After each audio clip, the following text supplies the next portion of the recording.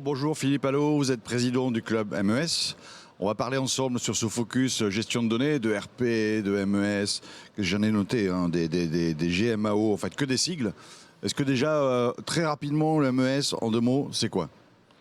Bonjour Guy déjà. Le MES en deux mots, c'est ce qui va permettre de centraliser l'ensemble des données de l'usine, effectivement faire le lien entre tous les outils comme le RP, le PLM et bien sûr le terrain et les opérateurs, et de manière générale contextualiser la donnée pour permettre de la traiter. Alors c'est déjà... J'allais dire un produit, enfin une offre, le MES qui existe depuis longtemps. C'est encore un pilier de l'industrie ou au contraire, il devient de plus en plus indispensable? Parce qu'on peut se dire, bon, PLM, ERP, MES, c'est des classiques, mais aujourd'hui, ça prend encore plus d'importance ou alors non, avec le 4.0 ? Je force le trait. Hein. Oui, bien sûr. Mais le rôle du MES est en fait croissant parce qu'en fait, plus on a de données, plus on va avoir ce besoin de contextualisation de la donnée, de structuration, de modélisation de manière à être capable de répondre à différents process industriels. Et donc, le rôle du MES est croissant. Alors justement, s'il est croissant, j'imagine que les chiffres, est-ce qu'on a quelques chiffres ? Je sais que c'est difficile d'avoir des chiffres. On a des chiffres ? Oui, on a des chiffres. Bon, c'est toujours un petit peu difficile. On estime aujourd'hui que dans le monde, il y a à peu près 11 milliards de dollars qui sont liés au MES et une croissance est anticipée d'ici 5 ans d'à peu près 27 milliards environ de dollars. Donc ça fait une croissance quand même de plus de 15% par an, quelque chose de très significatif. Mais quand vous parlez de croissance, c'est croissance à venir ou croissance passée ? Il y a de la croissance passée, mais ça, c'est de la croissance à venir. À venir, d'accord. On passe dans les 5 ans à venir. J'ai déjà oublié les chiffres. De 11 milliards à 27 milliards. De 11 à 27, ah oui. Oui. En combien de temps ? 5 ans, un peu plus de 5 ans. D'accord, c'est assez énorme. Oui. Ça, c'est sur le marché mondial. Au niveau de la France, on suit cette tendance, il n'y a pas de changement. Je dirais comme d'habitude, quand on parle du marché mondial, c'est toujours un petit peu l'Amérique qui traque le marché, mais je pense que justement, il y a un énorme élan en avant à avoir aux côtés de la France et aux côtés de l'Europe pour justement avoir la même dynamique au niveau européen et français. Est-ce que c'est un marché qui va donc s'accélérer ? C'est vraiment, après le Covid, on aurait pu penser que ça diminue. On a vraiment une accélération aussi nette sur 5 ans. C'est impressionnant de voir ça. Et je vois Xavier, en plus, qui est en train d'arriver sur un stand. On va peut-être faire un petit point avec lui. C'est l'automatisation, en fait, qui pousse tout ça. Ils sont en train de se préparer. Oui, c'est tout le côté automatisation, le côté digitalisation, Philippe, qui fait que ce MES, il y a des chiffres qui augmentent. Bien sûr, il y a un côté majeur qui est la digitalisation des opérations, qui est quelque chose qui, je dirais, envahit de plus en plus les usines avec l'industrie 4.0, donc c'est un élément majeur. D'accord. Xavier, je vois que vous êtes arrivé sur un des stands où vous allez parler, je crois, de solutions GMAO, c'est bien ça ? Et oui, tout à fait, Guy. Je suis sur le stand d'Accruent avec Amine Boufenchouch. Vous êtes responsable commercial Europe du Sud chez Accruent. Et Christophe Trinquet, ingénieur et consultant en informatique chez la même société. Alors, décrivez-nous, Amine, peut-être, qui est Accruent. Vous êtes donc un éditeur de logiciels. Absolument. Donc, Accruent, c'est une boîte éditeur de logiciels software. C'est une boîte américaine dont le siège social est basé à Texas. Le siège social européen est basé à Amsterdam. Et nous avons notamment des bureaux à travers le monde, notamment donc à Londres, à Paris, ainsi de suite, dont notre présence aujourd'hui. Donc vous opérez en France, vous avez des premiers clients aussi en France ? Absolument, dont notre présence aujourd'hui. Et aussi, on travaille avec un réseau de partenariats très expérimenté, ce qui signifie qu'on est donc proche de nos clients, non seulement du point de vue géographique, mais aussi linguistique. Alors quels sont les types d'entreprises qui sont clientes de votre solution ? En fait, j'ose dire tout type d'entreprise dans le milieu manufacturing industriel, donc généralement tout ce qu'ils ont, donc une unité de production ainsi que de fabrication. Alors rentrons, si vous voulez bien, Christophe Trinquet, dans le détail de cette solution. Quelle est la valeur ajoutée que vous apportez ? La valeur ajoutée, elle est multiple au sein notamment de Maintenance Connexion. En fait, c'est déjà d'abord la réduction des temps d'arrêt de production. Ça, c'est fondamental. J'étais encore en clientèle la semaine dernière et le client me disait, moi, ce qui m'intéresse, c'est réduire mes temps d'arrêt. Après, c'est proposer une meilleure visibilité donc des dépenses de la maintenance et bien évidemment prolonger la durée de vie des équipements en proposant bien sûr une maintenance préventive. La maintenance préventive, c'est bien connu, ça permet d'économiser beaucoup d'argent, notamment par rapport à la maintenance curative. Ce sont les principaux points que l'on va mettre en avant ici. Bien sûr, il y a la mobilité, mais je pense qu'aujourd'hui, en 2022, tout le monde doit avoir de la mobilité, mais on met aussi en avant cette mobilité. Alors si je dispose déjà, parce que ça peut arriver, de logiciels de GMAO et que je veux je suis intéressé par votre solution, je veux migrer, est-ce que vous m'accompagnez ? Bien sûr, nous avons une équipe de consultants qui vont permettre de vous accompagner et de reprendre votre existant, d'étudier d'abord comment vous faites votre maintenance aujourd'hui, étudier les processus, étudier les données, ça passe par une sanitarisation des données bien évidemment, mais aussi ensuite une reprise des données dans notre système. Alors vous êtes assez timide, pour l'instant vous n'avez pas dit le nom du logiciel qui s'appelle Maintenance Connection. On est humble, vous savez. Et alors, comment est-ce que se passe exactement l'implantation ? Quelle est la durée moyenne pour pouvoir installer ce logiciel ? La durée moyenne, elle est assez variable. Ça dépend du projet du client, de la taille du client. J'étais la semaine dernière sur site et le client n'avait que 4 techniciens. Donc là, on va mettre moins de 2 semaines pour le mettre en place. Chez d'autres clients, ça va durer un peu plus longtemps parce que le client aura beaucoup plus d'intégration à réaliser et à ce moment-là, ça va durer longtemps. Donc je n'ai pas de réponse type à vous donner, mais sachez que c'est extrêmement rapide malgré tout parce qu'il n'y a pas de développement à effectuer au sein de Maintenance Connexion. Amine, peut-être un point sur votre présence sur Global Industries. Quelles ont été les attentes des personnes que vous avez croisées ici ? Absolument. Donc, au début, bien sûr, afin de réduire les temps d'arrêt, d'augmenter la production et augmenter aussi l'efficacité de la force de travail. En sachant, je me permets juste d'ajouter un commentaire, Maintenance Connexion, qui est notre logiciel de GMAO. On est au service de plus de 1500 clients à travers le monde, dans plus de 150 pays. Et là aussi, on atteint plutôt un taux de 98% de satisfaction client. Très bien. Écoutez, merci messieurs pour votre présentation d'Accruent et de Maintenance Connection. Merci beaucoup. Merci. C'est à vous Guy. Merci Xavier pour cette présentation sur la maintenance intéressante. Je vous laisse regagner peut-être les stands d'après, tant qu'on y est. Philippe, je me tourne vers vous. On a parlé du MES, on a vu les chiffres, des chiffres qui sont plutôt positifs, donc tout va bien. Mais à l'époque, on parlait des briques, on parlait de choses comme ça. Ça veut dire qu'aujourd'hui, il y a des évolutions. Quelles sont les tendances nouvelles ? Si on peut parler de tendance sur le MES. Oui, alors c'est assez intéressant parce que durant l'époque du Covid, pas mal d'entreprises étaient un petit peu à l'arrêt, en tout cas dans des étapes de réflexion et la BPI en a profité pour faire une enquête sur les grandes tendances, en particulier dans les PME et dans les ETI. Alors en gros, il y avait 8 grandes tendances, mais il y en a quand même 3 qui sont un peu plus fortes que les autres. La première, c'est la digitalisation. La deuxième, c'est l'autonomie. Et la troisième, c'est les côtés environnementaux et réchauffement climatique. Alors peut-être on peut détailler chacune. On va prendre une minute et demie. Alors digitalisation. Quelle était la tendance, qu'est-ce qui était attendu là-dessus ? Alors la digitalisation, en fait, c'est très simple.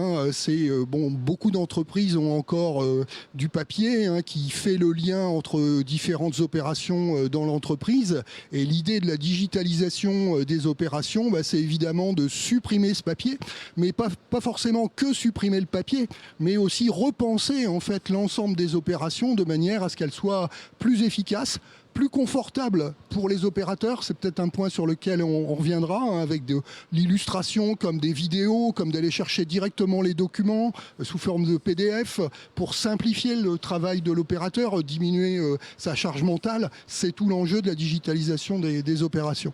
Donc ça, c'était le premier volet. Le deuxième, on avait parlé d'autonomie.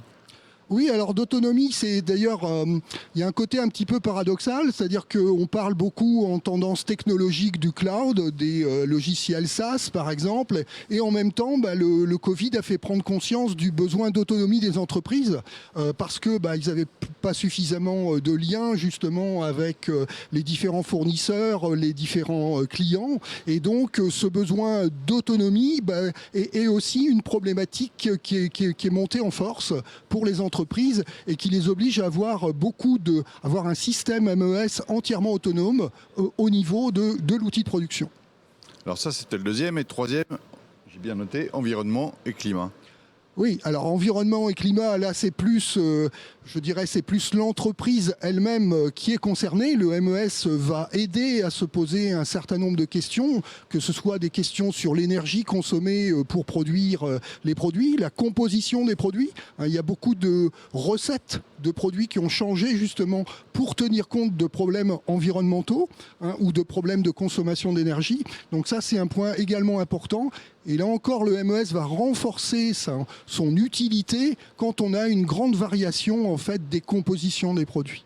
D'accord, donc ça, c'est les trois tendances. C'est intéressant de savoir que la BPI se soit penchée sur le sujet. Ça donne une caution aussi quelque part, oui. Ça valide. Et en fait, en vous écoutant, j'entends tout ça, je me dis, mais est-ce que c'est pas l'ERP? On a l'impression qu'à un moment, le MES était un peu connecté à l'ERP, mais qu'en fait, le lien entre les deux se faisait peut-être une fois par jour. Je schématise le matin et le soir. Est-ce qu'aujourd'hui, on n'a pas justement une demande qui s'accélère? Est-ce qu'il y a un mouvement à ce niveau-là? Est-ce qu'on ne demande pas au MES des choses qu'on lui demandait moins fréquemment par la suite et qui forcent en fait à aller de plus en plus loin? Tout à fait. Bon, il y a un autre mot-clé également pour les entreprises dans toute la période qu'on a traversée, c'est l'agilité.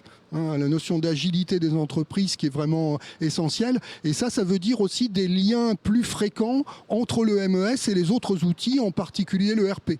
Donc si on parle un peu technologie, on va parler de web services, on va parler de choses comme ça. On va vouloir échanger des données plus fréquemment avec l'outil ERP. Donc pourquoi pas toutes les heures, pourquoi pas à chaque ordre de fabrication. On va donner en fait l'information à l'ERP pour être en temps réel, y compris au niveau de l'ERP. Oui, donc ça impacte un MES qui doit être encore plus réactif. Plus réactif, plus agile, mais aussi autonome. Alors on parlait de MES. Je crois que Xavier, vous êtes sur le stand dans des offreurs du MES. Je vous passe la parole. Vous allez peut-être faire un point, peut-être une nouveauté dans le MES. On va en découvrir une nouvelle peut-être. À vous, Xavier. Et oui, Guy, effectivement, nous allons découvrir une nouveauté. Nos amis éditeurs américains ont été plus rapides que prévu, donc on va prendre un peu plus de temps. Ici, avec une société française, c'est avec bonjour Nicolas Story, vous êtes CEO et cofondateur d'Astray Software. Est-ce que tout d'abord, vous pouvez présenter votre entreprise ? Bien sûr, donc Astray Software, nous sommes éditeurs et intégrateurs de logiciels MES. Donc ce sont des logiciels qui vont aider à digitaliser les unités de production, les ateliers de fabrication ou de conditionnement. Donc on propose un logiciel depuis 10 ans maintenant qui permet d'avoir des tableaux de bord en temps réel et de supprimer l'ensemble du papier dans un atelier, que ce soit pour faire de la qualité, du suivi de production, de la maintenance, mais également avec des outils assez algorithmiques autour de planning de production qui vont travailler en temps réel. D'ailleurs, on avait été récompensé il y a 3 ans maintenant avec un GI Award sur cette thématique-là. Donc voilà, c'est vraiment un champ fonctionnel assez large. Pour faire simple, des tableaux de bord temps réel pour voir ce qui se passe dans l'atelier, comme on voit sur des écrans qui sont derrière, mais également des outils qui vont supprimer l'ensemble des papiers qui sont diffusés auprès des opérateurs ou qui circulent dans l'atelier. Alors sur cette édition de Global Industry 2022, vous présentez, donc Guy vient de le signaler, une nouveauté qui s'appelle Ast & Go. De quoi s'agit-il exactement? Quelle est l'innovation de cette nouveauté? Voilà, comme je vous le disais, jusqu'à présent, en fait, on travaille avec un logiciel qui s'appelle ActiWeb et qu'on fournit toujours, très personnalisable, avec une très large couverture fonctionnelle, mais qui se met en place dans un mode de fonctionnement assez simple, étape par étape, mais qui propose également des spécifications et des personnalisations possibles, mais avec une mise en œuvre dans le cadre d'un projet de digitalisation. Avec la nouveauté Astango que l'on propose et qu'on dévoile cette année, il s'agit en fait de rendre ça beaucoup plus simple et beaucoup plus attractif à toute taille d'entreprise pour aller beaucoup plus vite. Donc le principe, c'est quoi? C'est un logiciel, c'est une offre SaaS. Alors j'insiste bien sur le fait de SaaS et sur la notion d'offre, puisque quand on parle de SaaS, c'est on achète un loyer et on consomme. J'achète un mois et je peux arrêter le mois d'après puisque c'est sans engagement. D'accord? Et là, le principe, c'est que c'est vraiment une solution qui inclut le logiciel, le matériel et le service, tout est compris. Donc cette innovation, c'est d'être capable d'apporter cette simplicité d'usage à tout un chacun pour lui permettre de rentrer dans l'industrie du futur. Et finalement, à vous écouter, ça ressemble pour beaucoup à une offre de téléphonie mobile, par exemple, sans engagement. Si on va dans cette comparaison-là, combien coûte-t-il ce logiciel? Vous avez tout à fait raison, hein. On a souvent tendance à dire, pour ne citer que notre grande marque nationale, qu'Orange a fait la maison connectée. Bien, nous, ce qu'on fait avec Astango, c'est l'usine connectée. C'est exactement le même principe. Vous allez sur le site web d'Astango, on crée son compte, on définit le nombre de machines que l'on souhaite utiliser, quel type de fonctionnalité, on rentre ses coordonnées, on valide et là on dispose de 30 jours pour essayer gratuitement. Ça veut dire quoi? Ça veut dire qu'on va envoyer par exemple un IoT pour une machine chez l'industriel, chez la personne qui s'est connectée, et pendant les 30 premiers jours ce sera gratuit. À l'issue de ces 30 premiers jours, il aura la possibilité de se dire ça me convient, je continue mon abonnement et là ça sera un coût de 119 € par mois. Si c'est un coût mensuel, il peut prendre un engagement annuel et ça sera moins cher, aux alentours d'une centaine d'euros. Voilà, donc c'est à lui de définir ça. Et donc l'avantage, c'est que c'est sans engagement, c'est lui qui peut le définir. Et c'est disponible immédiatement? Alors c'est une nouveauté qu'on dévoile pour le salon Global Industrie, mais qui est commercialisée à partir du mois de septembre. Moi, j'invite vos spectateurs effectivement à aller sur le site. Donc il y a un site qui est dédié à cette offre qui s'appelle astango.com. Il y a toutes les explications sur le mode de fonctionnement. Et s'ils se préinscrivent, en plus, ils pourront bénéficier d'une offre tarifaire spéciale de lancement. Alors pour l'instant, donc elle n'est pas encore disponible, elle le sera prochainement. On a derrière nous la petite interface. Là, très rapidement, ça va s'adresser à qui? À quel type d'utilisateur au sein de l'entreprise? Il y a deux utilisateurs principaux dans l'entreprise. Il y a l'opérateur, donc c'est le tableau de bord qu'on voit ici sur ma gauche. Et puis l'autre utilisateur, c'est le manager, celui qui va utiliser le système pour des raisons d'exploitation. Donc par exemple ici pour l'opérateur, il aura une visibilité sur cet exemple sur une ligne de conditionnement et je retrouve tout ce qu'il me faut pour piloter ma ligne en termes de performance et de supprimer le papier. Donc quand on parle de supprimer du papier, dans la vraie vie, ils ont quoi? Ils ont des fiches de fabrication, des dossiers de fabrication, c'est entièrement digitalisé. C'est connecté à l'ERP de l'entreprise pour pouvoir récupérer les ordres de fabrication et les opérations. Il va retrouver par exemple des données qui concernent la référence de son produit, peut-être l'origine, est-ce qu'il y a de la traçabilité ou autre. Il va retrouver un certain nombre d'indicateurs, mais il pourra faire aussi des déclarations assez simples, comme par exemple ici, si je veux déclarer un rebut, je vais choisir par rapport à une gamme que m'a proposé mon manager de cause de rebut, par exemple. Et donc c'est toujours très simple d'utilisation et ça sera à découvrir donc à la rentrée. Merci beaucoup Nicolas Story. Merci. Guy, c'est à vous. Merci Xavier. Bon, on avait une nouveauté d'un de vos confrères, mais globalement, toutes ces offres du MES, est-ce qu'il y a une évolution? Parce qu'à un moment, on avait des offres qui étaient des fois liées plutôt à des métiers. Ça veut dire qu'aujourd'hui, on est sur des généralistes? Oui, on est plutôt sur des offres généralistes, comme on le voit dans les exemples qui sont donnés. La simplicité amène aussi une généralisation des fonctions. Les différents acteurs du MES ont pu proposer en fait des solutions qui s'adaptent à tout type de procédé. On a en particulier un gros travail qui est ELISA 95, qui a permis de modéliser l'ensemble des procédés et donc de faire des offres MES qui répondent à un grand nombre de métiers différents. Donc on n'a plus de spécificité. Aujourd'hui, on a des offres concurrentes quelque part, mais qui touchent tous les métiers, quoi. Généralement, oui. Il peut y avoir des exceptions, mais généralement, peut-être des métiers comme la pharma, mais même des métiers comme la pharmacie sont des métiers où des acteurs comme ceux de l'ensemble du club MES vont pouvoir proposer des solutions. Vous avez parlé tout à l'heure du télétravail, du Covid, entre guillemets, ce virus nous a amené du télétravail, des gens qui ont dû rester chez eux. Est-ce que ça a forcé les gens à revoir un petit peu leur modèle? Parce qu'en fait, si on est chez soi, piloter le MES d'une entreprise, c'est peut-être pas simple. Est-ce que ça a forcé les entreprises à revoir un peu leur modèle et leur organisation? Concrètement, oui, il reste beaucoup de métiers de production qui exigent que les opérateurs soient sur place. Ceci dit, on s'est posé des questions, les entreprises se sont posé des questions. Quels étaient les métiers qui pouvaient éventuellement être faits à distance? Typiquement, beaucoup de rôles de manager pouvaient être faits au moins partiellement à distance. Et donc tout ce qui est tableau de bord, parfois certains contrôles de qualité pouvaient être faits à distance par rapport à l'entreprise. Donc ça a amené la mobilité. Aujourd'hui, beaucoup d'outils sont capables de fonctionner sur tablette, voire même sur smartphone. Prévenir des gens à distance, c'est aussi quelque chose d'important qui est apporté aujourd'hui par les outils MES. Ça veut dire que dans vos différentes offres, en tant que fournisseur, je ne parle pas de votre offre ordinale ou de celle d'Astrée qu'on avait avant, mais vous allez peut-être découper, c'est-à-dire qu'il y a une partie des opérateurs qui pourront faire à distance certaines fonctions, mais qui vont être reliés avec la personne qui sera sur place. Évidemment, il y aura des gens de terrain. Ça vous force à revoir votre offre, vos logiciels ? Tout à fait. On est obligé de mettre la flexibilité en fait de l'accès à la solution au cœur de l'offre. Ça, clairement, on ne doit pas préjuger aujourd'hui quand on construit un outil de MES s'il va être utilisé sur place ou à distance, d'où l'utilisation généralement de technologies web pour répondre à ce genre de choses. Alors quand on parle de ça, tout de suite il me vient une idée. Je me dis mais si en télétravail on peut décharger certaines opérations et puis d'autres sur le terrain. Déjà, dans les usines, on a du mal sur des problèmes de sécurité. Si on prend le mot de cybersécurité, parce que quelque part, c'est un petit peu ça.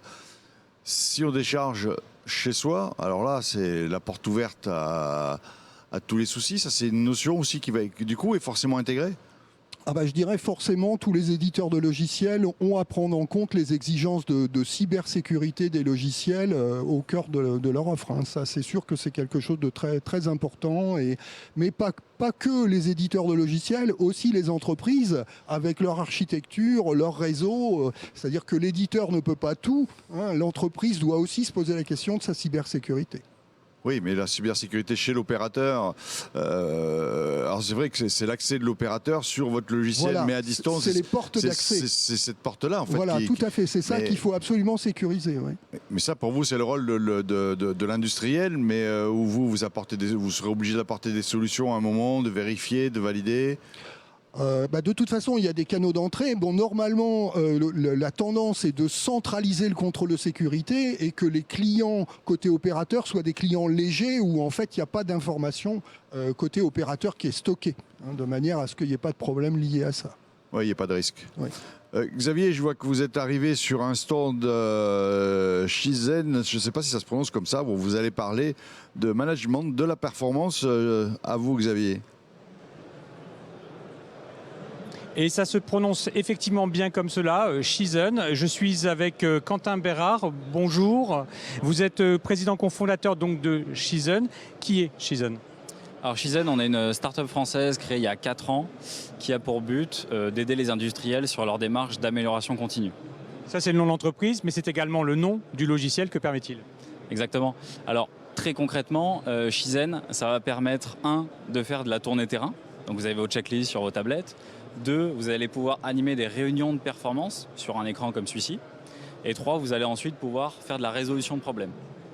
Et qu'est-ce que ça va porter exactement aux équipes, aux utilisateurs ?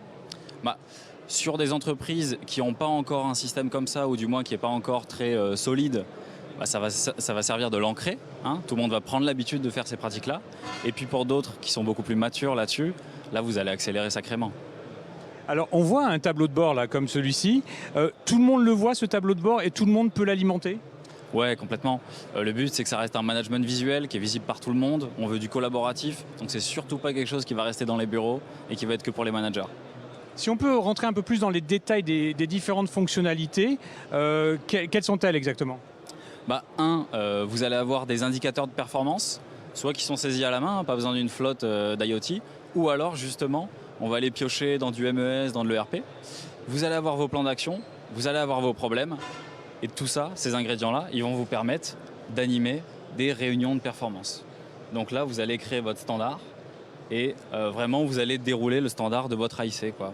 Donc étape par étape, vous allez faire bien comme vous voulez, mais vous allez faire des bonnes réunions qui vont amener de la perf. Et chacun donc peut voir son propre planning, ses propres objectifs, mais aussi en fait les objectifs de l'équipe, voire de l'entreprise. C'est ça. Le but, c'est que collectivement, on arrive à se dire, on a consolidé plein de data avec plein de logiciels. Qu'est-ce qu'on fait maintenant? Comment est-ce qu'on transforme ça en action? Et alors, justement, allez-y, comment est-ce qu'on transforme ça après en action? Quelle est la suite finalement? Là, par exemple, je suis en train de regarder mes KPI de performance. Si on voit que le TRS qui m'est remonté de l'InCure, il est rouge, je vais pouvoir créer un problème. Et ensuite, une fois que j'ai ce problème-là, je vais pouvoir lancer une résolution de problème.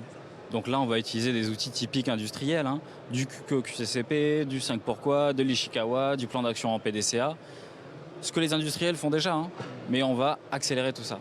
Alors ici, vous êtes sur un stand qui est partagé avec d'autres entreprises. C'est Convergence 5.0. C'est quoi exactement Convergence 5.0? Convergence 5.0, c'est un consortium où il y a 4 entreprises digitales, Shizen, Piconto qui fait les instructions de travail, eNews qui exploite les données des machines, l'InCure qui est un MES qui permet de calculer les TRS et les causes d'arrêt. Et la 5e entreprise, c'est ProS Partner, c'est un cabinet de conseil qui va préparer en fait les usines à passer au 4.0. Et vous travaillez donc tous ensemble ou chacun sur des domaines différents? On a des valeurs qui sont complètement complémentaires. Après, on travaille tous pour des industriels. Il y en a peut-être qui sont un peu plus agro, moins d'autres. Mais on travaille vraiment tous ensemble. Pas forcément tous d'un coup. Pas besoin de mettre tout le package d'un coup. Ça peut être de l'incrémental. Mais le but, oui, c'est qu'il y ait toute la valeur ensemble à la fin. Alors vous l'avez dit, Shizen, c'est une jeune société, une start-up encore. Vous êtes encore à l'état de start-up. Quels sont vos prochains objectifs de développement dans les mois, dans les années à venir? Un, c'est de renforcer notre présence en France. On est présent dans déjà pas mal de secteurs industriels, pas mal de grands groupes. Et deux, c'est de continuer l'international. Il faut savoir qu'on fait déjà 50% de notre chiffre à l'international, principalement en Europe. L'enjeu, c'est de continuer là-dessus. Vos objectifs par rapport à ce salon Global Industrie, quels sont-ils? Un, de revoir nos clients bien aimés. Et deux, de faire des nouveaux contacts. Et ça fonctionne? Ça fonctionne sacrément bien, oui. Et voilà, c'est le mot de la fin. Voilà, Guy, c'est à vous. Merci Xavier, c'est un encouragement. Ils viennent de nous parler de 5.0, nous on va peut-être rester au 4.0 pour le moment. Est-ce que justement cette digitalisation, ce 4.0 a poussé les entreprises à revoir leur modèle? Je pense notamment à tout ce qui est opérateur. Est-ce qu'il les implique plus? Est-ce qu'il y a eu un changement de mentalité? Ce qui est clair, c'est que ce qu'on constate en tant qu'offreur, c'est que les utilisateurs potentiels, c'est-à-dire pas seulement les chefs d'équipe, mais réellement les utilisateurs, sont souvent mis à contribution dans la sélection d'un logiciel de MES. Donc ça, c'est vraiment un mouvement relativement nouveau depuis 4 ou 5 ans, de vraiment d'une part faire prendre conscience aux opérateurs du système qui va être installé, mais aller jusqu'à les impliquer dans la sélection des logiciels, parce qu'en définitive, c'est eux qui vont l'utiliser. Et c'est eux qui vont faire que ça ne fonctionne pas bien, éventuellement, s'il n'y a pas une adhésion vis-à-vis du logiciel. Et ça, c'est vraiment un changement de mentalité. Avant, c'était plutôt la direction qui décidait le MES qui allait bien. Oui, tout à fait. Et là, on les implique. Parce que ça veut dire qu'on s'engage, quand on choisit une solution de MES, on s'engage pour combien de temps? Je dirais une quinzaine d'années. Généralement les éditeurs ont un bon suivi de leur logiciel, c'est vraiment quelque chose qui doit être évolutif. Il faut proposer des solutions qui ont un périmètre suffisant pour être évolutives et accompagner le besoin des utilisateurs et des entreprises. Donc effectivement, c'est quelque chose de relativement durable. Oui, donc il vaut mieux que ça marche. Vous avez parlé tout à l'heure de digitalisation. Je suis un peu un ancien des automatismes. Ça fait des années qu'on me parle que tout est digitalisé. Donc ça veut dire qu'aujourd'hui, il n'y a plus de papier, c'est zéro papier? Pas tout à fait, quoi. Enfin, si on fait un petit tour dans les entreprises, on s'aperçoit qu'il y a encore beaucoup de papier. C'est vrai que c'est pas toujours si facile et de remplacer le papier. Il y a beaucoup d'informations sur le papier. C'est quelque chose qui est facile à manipuler, c'est quelque chose qui est très mobile. Donc il faut avoir ce même degré de mobilité avec les solutions qu'on propose en tant qu'éditeur de logiciels, la même facilité d'accès à l'information.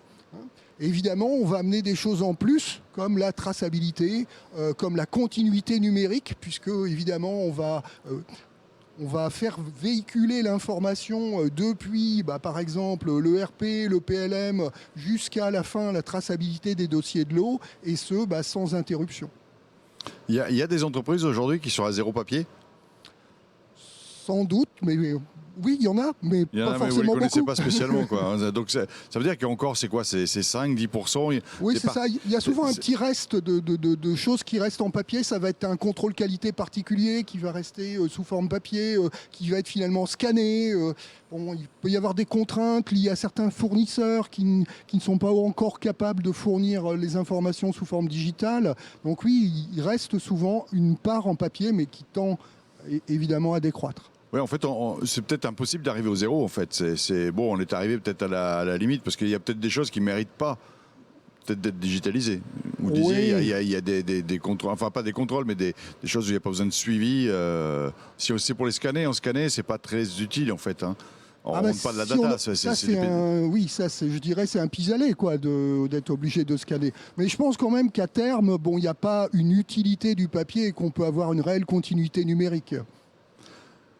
Xavier, je vois que vous êtes arrivé sur un autre stand.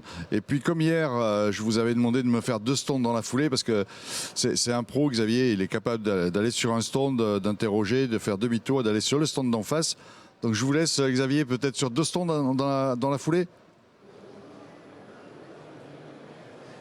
2 stands dans la foulée, on va essayer. On va peut-être réussir, Guy. Effectivement, nous sommes sur le stand de Divalto. Je suis en compagnie de Quentin Chattard, qui est directeur de marché industrie, et de Jean-François Serre. Vous êtes product manager marketing chez Divalto. Donc, c'était pas forcément. Il y a 2 M, mais bon, voilà, on les a fait dans le mauvais sens. Mais ça passe quand même. Qui est Divalto, Quentin ?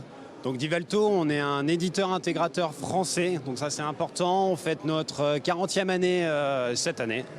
On a aujourd'hui plus de 12 000 entreprises clientes. On a aujourd'hui, donc on dispense un petit peu notre solution au travers de différents centres d'expertise.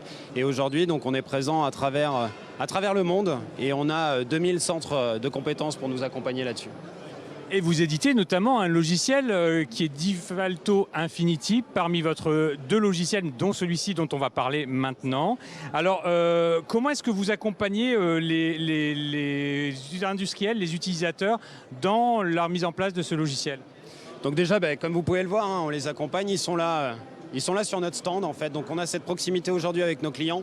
Donc 2 choses, on a sur la partie industrie le module à l'affaire. Donc aujourd'hui le module à l'affaire, c'est-à-dire qu'on prend en compte toute la chaîne de valeur de l'entreprise. Donc on attaque sur la partie CRM avec les commerciaux, en passant par la prod, les différentes fonctions support, les achats, l'ordo, etc. Et on a également toute la partie installation maintenance de manière à pouvoir pérenniser tout le flux et apporter toute la plus-value à nos clients. Donc tout au long de la chaîne de production de la valeur, mais aussi donc au-delà de cette gestion à l'affaire, vous intervenez également. Exactement. En fait, on intervient pour piloter l'ensemble de la chaîne de valeur depuis la phase commerciale, la conception, les approvisionnements et puis bien entendu en fait tous les enjeux de pilotage qui vont parfois nécessiter de travailler avec des partenaires qu'on a sélectionnés depuis des années, comme par exemple on a les meilleurs outils de planification avec des solutions évidemment de CAO et puis bien entendu aujourd'hui l'ouverture vers la connectivité qui est un des points majeurs aujourd'hui pour pouvoir offrir on va dire une couverture et une digitalisation très profonde à toutes les PMI, PME. Qu'est-ce qui crée réellement la différence par rapport à d'autres solutions ? Déjà, Divalto a choisi de travailler avec un réseau de partenaires. Donc déjà, c'est la proximité et le savoir-faire qu'ont acquis tous ces partenaires dans le déploiement de nos solutions et parfois même sur des métiers très précis, que ce soit par exemple la gestion à l'affaire, le décolletage, le négoce, la maintenance sur un parc de matériel déjà installé. Et puis évidemment, en tant qu'éditeur, pour nous, c'est le développement technologique, c'est l'ergonomie, c'est la profondeur fonctionnelle qui vont nous différencier sur un marché qui est extrêmement concurrentiel aujourd'hui. Alors vous l'avez dit, vous êtes un éditeur de logiciels, mais ce n'est pas commun. D'ailleurs, je pense que vous êtes les seuls à présenter une machine en fonctionnement. Pourquoi ce choix ? Alors parce que c'est assez révélateur en fait de notre ADN. Notre ADN, c'est la proximité avec le client.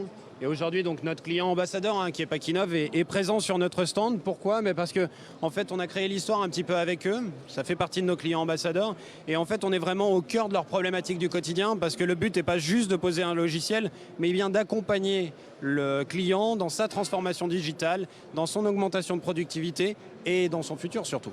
Et ça peut aller sur quoi alors ? Sur quoi vous intervenez dans tout ça ? Tout, presque.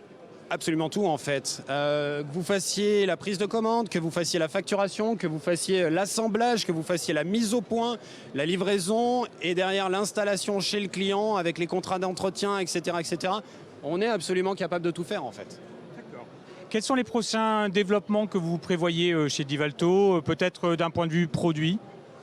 Déjà, c'est effectivement de mettre en avant un des challenges qui est d'être connecté, on va dire, avec le client. En l'occurrence, ici, par exemple, on a une machine qui est sur le parc, qui est installée, qui nous permet en fait de capter des informations pour assurer, on va dire, la maintenabilité de la machine, puis permettre, on va dire, des business models un petit peu alternatifs. Et puis bien évidemment, c'est de continuer à l'ouverture technique et pouvoir se connecter aux solutions qu'apportent de la valeur ajoutée autour du cycle de vie, autour, on va dire, des conceptions de conception et bien entendu avec tout un écosystème aujourd'hui incontournable dans la digitalisation. L'ouverture, c'est le point clé aujourd'hui et c'est l'enjeu de demain. Très bien, merci messieurs pour cette présentation et bonne fin de salon sur Global Industries 2022. Merci. Et donc effectivement, Guy, nous allons continuer notre visite en nous dirigeant vers le dernier stand, donc qui est pas très loin, hein, je vous avoue, on fait quelques mètres à peine, mais vous avez vu comme c'est troublant, hein, cette histoire de direct. Ils en arrivent parfois même, y compris, à oublier le nom de leur logiciel. Et voilà. Alors j'espère que ça ne sera pas le cas avec notre dernier invité. Le temps que je tourne la page, pour éviter de me faire avoir comme hier, avec mes fiches qui tombent, et je me trouve en compagnie de Pascal Ravsin. Bonjour Pascal, vous êtes directeur marketing de Magic Software. Qui est Magic Software ? Magic Software est un éditeur de logiciels et nous proposons une plateforme de digitalisation des entreprises manufacturières aujourd'hui. Alors plus qu'un éditeur, hein, c'est un duo réellement. En quoi ce duo est intéressant ? Oui, cette plateforme logicielle, elle doit s'accompagner en fait dans les usines, dans sa mise en œuvre, avec l'apport expert des consultants qui aident les clients à réaliser et à bâtir leurs indicateurs, leurs tableaux de suivi, les indicateurs de performance qui sont importants pour eux, qu'eux connaissent très bien. Donc le logiciel et le partenaire consultant expert pour essayer de servir au mieux le client dans ce souci de digitalisation. Alors, de façon très concrète, qu'est-ce que vous proposez aux entreprises, aux industriels qui prennent cette voie de la digitalisation ? C'est pragmatiquement d'aller chez eux, de faire un mini-audit et de mettre le doigt assez rapidement, assez concrètement sur le caillou dans la chaussure, la chose qui leur fait le plus mal. Et on analyse avec eux comment y remédier. Voilà. C'est ça le process, hein. Vous faites d'abord un audit, vous voyez ce qui ne va pas, et globalement, en fait, qu'est-ce qui ne va pas, qu'est-ce qui est le plus souvent à reprendre au sein d'une entreprise ? Généralement assez vite, dans ces univers où on digitalise les éléments de production, en amont ou en aval, on s'aperçoit très vite qu'on achoppe sur des problématiques de data. Il y a des données ici, il y a des données là, il y a les gens des opérations, il y a les gens de l'informatique. Ça ne se cause pas forcément, les données ne sont pas intégrées, donc on les collecte, on les agrège et on va commencer à pouvoir les utiliser pour les analyser et les comprendre. Et tout ça, c'est en live, en direct, pour pouvoir bâtir véritablement des informations de suivi pour améliorer cette production. Alors, vous collectez des données, vous les mettez en forme à travers des tableaux de bord. Qu'est-ce qui est la formule magique qui fonctionne bien ? Ce qui fonctionne bien, c'est tout de suite se mettre autour de la table, essayer d'identifier un petit peu les machines. Est-ce qu'elles dialoguent, est-ce qu'elles ne dialoguent pas ? Quels sont les applicatifs qui sont déjà en place ? Est-ce qu'il y a déjà un MES ? Est-ce qu'il y a déjà un ERP ? Et on bâtit un premier cas de figure concret. On ne part pas sur des prospections à 6 mois, à 12 mois. On part concrètement sur une itération à quelques jours, voire quelques semaines, pour vous dire on va vous proposer un indicateur et une mise à jour de vos informations, une exploitation de ces informations qui vont déjà vous apporter un premier résultat à court terme. Et c'est souvent le premier gain, le premier bénéfice qui paye la prochaine étape. C'est ça qui est intéressant. Donc c'est très progressif, très pragmatique. Ce n'est pas une révolution, l'industrie 4.0. C'est une amélioration de votre existant pour aller vers un nouveau chemin. Et c'est long, la démarche, tout ce processus, il est long à mettre en place, à mettre en œuvre ? Dans les univers qui nous occupent dans la production, non, ce sont des démarches qui aujourd'hui nous permettent de parler quelques semaines à quelques mois. On ne parle plus comme il y a des années en informatique, un changement ou une évolution culturelle en 2 ans ou 3 ans avec des projets immenses. Ce qu'il faut aujourd'hui, c'est voir le bout du premier projet et avoir un dimensionnement qui soit à taille humaine parce que l'équipement des gens va aussi changer, les pratiques des gens vont aussi changer. Donc c'est à la fois du digital, de la production et des humains qui vont utiliser des outils beaucoup plus conviviaux que ce qu'on avait l'habitude de faire. Comment est-ce que dans les prochains mois, dans les prochaines années, peut évoluer votre solution Magic Software ? Magic Factory, pardon.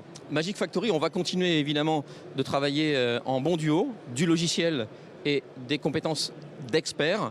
pour avancer et agrandir nos références, parce que ce département, cet univers de l'industrie qui doit se réinventer, qui doit se repositionner avec tout ce qu'on a vécu. Je ne parle pas des aspects seulement d'actualité en Europe, mais surtout de cette pandémie qui a revu les façons de travailler.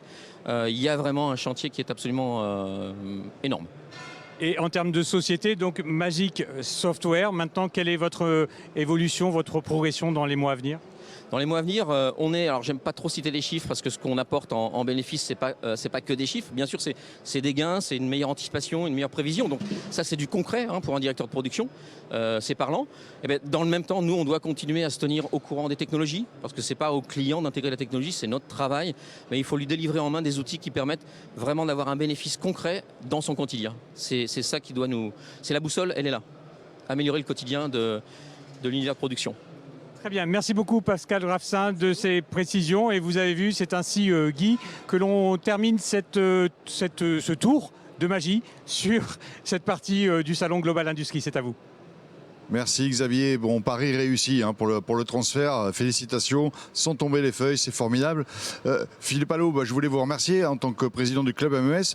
Club MES, c'est combien d'adhérents ? C'est une trentaine de membres qui représentent vraiment la quasi-totalité des acteurs MES sur le territoire national. Et donc vous faites des réunions, vous travaillez sur quoi ? Sur des, il y a un congrès, je crois, MES oui, une donc fois par an. Ça change de nom justement. Nos traditionnelles assises du MES sont renommées Expérience MES. Donc ce sera Expérience MES 2022 qui aura lieu en octobre.